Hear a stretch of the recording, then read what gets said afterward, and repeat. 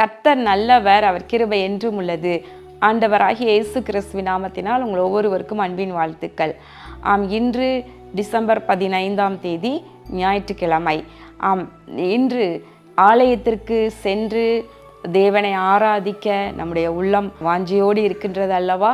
ஒவ்வொரு தேவ பிள்ளையும் இந்த நாளிலே நாம் ஆலயத்திற்கு சென்று கர்த்தரை துதிப்போம், அவரை தொழுது கொள்ளுவோம். ஆசீர்வாத டிவி நேயர்களாகிய நீங்கள் ஆசீர்வாத டிவியின் மூலமாக ரட்சிக்கப்பட்டிருக்கலாம், நீங்கள் பிரயோஜனம் அடைந்து வரலாம். நீங்கள் நம்முடைய சென்னை ஆசீர்வாத திருச்சபை ஆராதனைக்கு வந்து கலந்து கொள்ளலாம். விருதுநகரை சூழ இருக்கின்ற தேவ பிள்ளைகள் அங்கு விருதுநகர் ஆசீர்வாத திருச்சபை ஆராதனைகளை கலந்து கொள்ளலாம். மும்பையிலும் நம்முடைய ஆசீர்வாத திருச்சபை இயங்கி வருகின்றது. அருகாமையில் இருக்கிற தேவ பிள்ளைகள், ஆசீர்வாத டிவி நேயர்கள், நீங்கள் அங்கும் சென்று கலந்து கொள்ளலாம். பிரியமானவர்களே, ஒருவேளை நீங்கள் ரொம்ப ரிமோட்டில் இருக்கிறீங்க அல்லது ஆலயத்திற்கு செல்ல முடியாத சூழ்நிலை, பலவீனத்தோடு இருக்கிறீங்க அல்லது போக்குவரவு வசதி இல்லாத இடத்துல இருக்கிறீங்க அப்படின்னு சொன்னால் நீங்கள் நம்முடைய பிளெஸ்ஸிங் ஹவுஸ் சர்ச்சில் சேர்ந்து கொள்ளலாம்.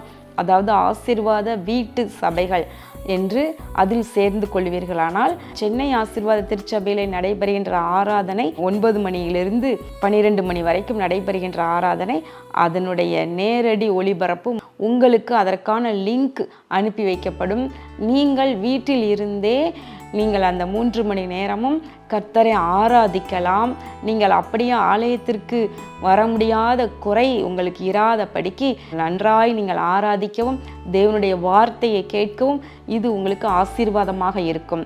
அப்படி என்றால் கீழ்காணும் தொலைபேசி எண்களுக்கு அல்லது வாட்ஸ்அப் நம்பருக்கு தொடர்பு கொண்டு நீங்கள் இந்த பிளெஸ்ஸிங் ஹவுஸ் சர்ச்சில் இணைந்து கொள்ளும்படி அன்போடு ஞாபகப்படுத்துகின்றேன். இன்றைக்கு நாம் தியானிக்கும் வசனம் நீதிமொழிகள் 13வது அதிகாரம் 3வது வசனம். தன் வாயை காக்கிறவன் தன் பிராணனை காக்கிறான், தன் உதடுகளை விரிவாய் திறக்கிறவனோ கலக்கமடைவான். பார்த்தீங்களா, எவ்வளவு பெரிய ஒரு சத்தியம். என்னன்னா, நம்ம வாயை மட்டும் நம்ம காத்து கொண்டோமானால் நம்முடைய ஜீவனை நாம் காத்துக்கொள்கிறோம், பிராணனையை காத்துக்கொள்கின்றோம். நம்முடைய வாய் நம்முடைய சரீரத்தில் ஒரு சிறிய அவயவம் தான். ஆனால் நாவை குறித்து யாக்கோபு எழுதும் பொழுது எழுதுகின்றார், அது ஆயுள் சக்கரத்தையே அது தீக்கரையாக்கி விடும் அப்படின்னு சொல்லிட்டு. அப்போது இந்த நாவு அவ்வளவு பவர்ஃபுல்லானது இல்லையா? மரணமும் ஜீவனும் நம்முடைய நாவின் அதிகாரத்தில் இருக்கிறது என்று சொல்லப்படுகின்றது அல்லவா?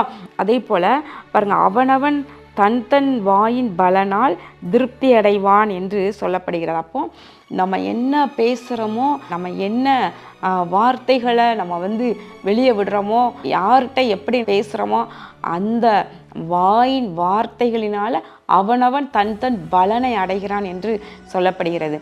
பிரியமானவர்களே, தேவ பிள்ளைகள் நம்ம வாயினால் நம்ம நல்ல விசுவாசமுள்ள வார்த்தைகளை பேச வேண்டும், நல்ல விசுவாசமுள்ள அறிக்கைகளை நம்ம சொல்ல வேண்டும். எப்போ பார்த்தாலும் இப்படியா போச்சு, இப்படி ஆயிரும், ஐயோ இந்த பலவீனமா, இந்த வியாதியா, அப்போ அடுத்து இப்படி ஆயிரும், இப்படி எதுவுமே அவிசுவாசத்தோடு நெகட்டிவாக பேசிக்கொண்டே இருக்கிறவங்க அநேகர் இருக்கிறாங்க. அப்போ நம்ம என்ன வார்த்தைகளை பேசி பேசி பேசி கொண்டே இருக்கிறோமோ, அப்போ நம்ம சுற்றி இருக்கின்ற நம்முடைய ஆவிக்குரிய மண்டலத்தில் அப்போ அந்த வார்த்தைகளே நிரம்பி இருக்கின்றது. அப்போ நம்முடைய சுற்றி இருக்கிற ஆவிக்குரிய மண்டலமே ஒரு அவிசுவாச ஆவியினால் நிரப்பப்படுகின்றது.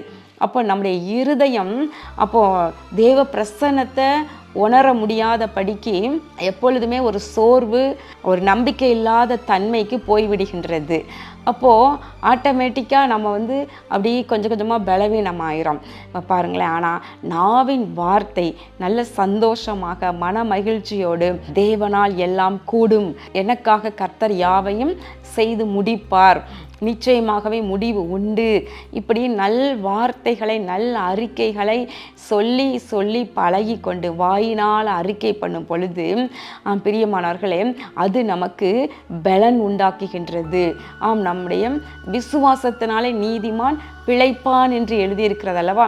அப்போ விசுவாச வார்த்தைகளை சொல்லி நம்ம அதன் பலனை நாம் அனுபவிக்க வேண்டும்.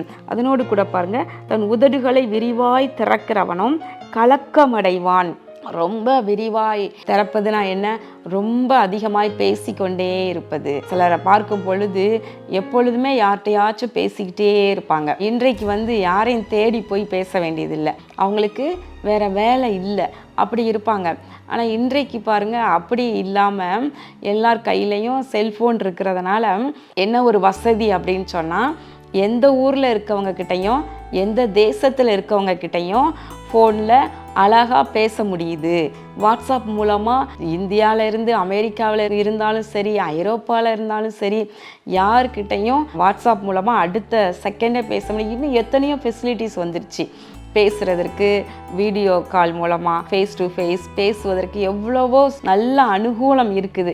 அப்போது அந்த அனுகூலத்தெல்லாம் தேவ பிள்ளைகள் நம்ம நற்காரியங்களுக்கு நல்லவைகளுக்காக பயன்படுத்தி கொள்ள வேண்டுமே தவிர, நம்ம வீணாய் நம்முடைய நேரத்தை பேசி பேசி பொழுதை வீணாக்க கூடாது. அப்படி அதிகமாக பேசும் பொழுது நம்முடைய இருதயமானது கலக்கம் அடைகின்றது.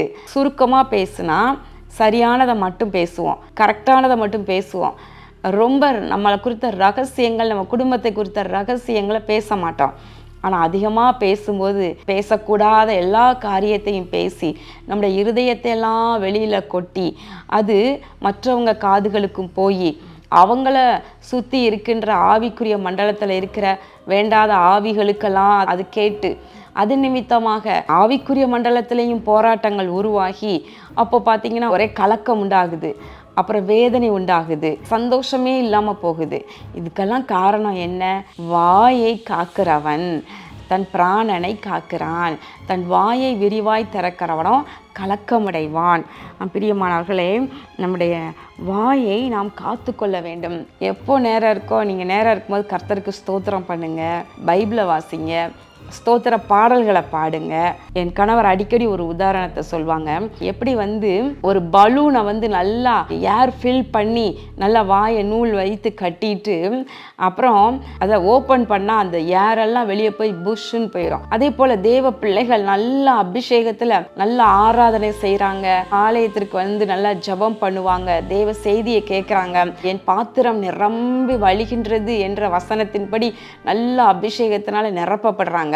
ஆனால் அடுத்து உலகத்துக்குள்ளே போகும் பொழுது வாய் கட்டப்படாத பலூன் போல பெற்றுக்கொண்ட அபிஷேகத்தை எல்லாம் வெளியில் விட்டு அப்படியே சோர்ந்து போய் அடுத்த முறை ஆலயத்திற்கு வருவது போல இருக்கக்கூடாது.